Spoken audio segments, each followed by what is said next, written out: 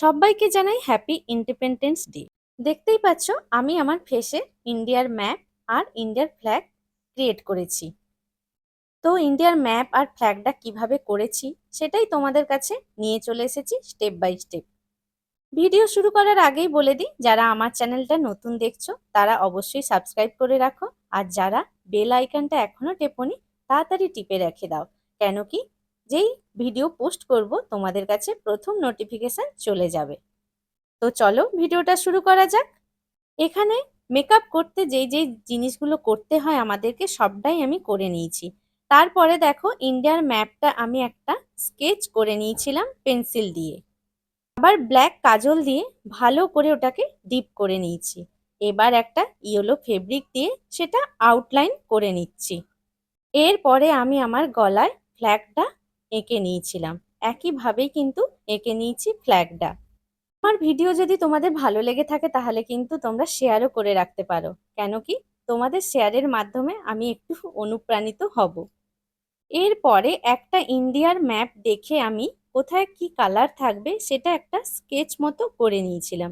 তারপরে যে ফেব্রিক কালারগুলো হয় সেগুলো দিয়ে ধীরে ধীরে স্টেপ বাই স্টেপ করে নিলাম এভাবে। আমার কাছে আবার সব কালারের ফেব্রিক ছিল না, দু তিনটে কালারকে মিক্সিং করে করে কালারগুলোকে নিয়ে এসেছি।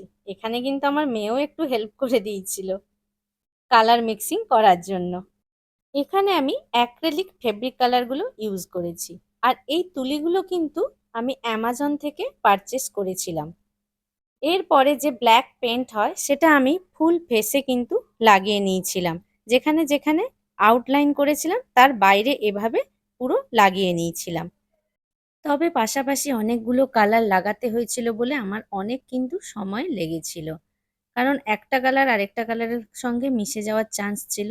তাই খুব ধীরে ধীরে কিন্তু এই কাজটা আমাদেরকে করতে হবে। এরপরে ফ্ল্যাগের কালারটাও কিন্তু আমরা একইভাবে করে নেব।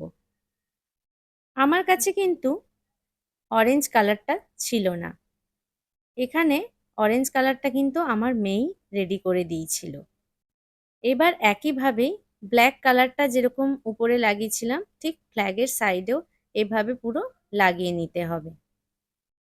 তোমরা অবশ্যই কিন্তু কমেন্ট সেকশনে জানিও আমার এই ভিডিওটা তোমাদের কেমন লাগলো। সবাইকে জানাই জয় হিন্দ, আর সবাই অবশ্যই ভালো থেকো। সব শেষে আমাদের রিল করতে আর ভিডিও ফটো সব রকম কিছু করতে আমাদের অনেক সময় লেগে গেছিল। তারপরে একটুখানি ফটো শ্যুট করলাম। এইভাবেই আমার এই ভিডিওটা আমি শেষ করলাম।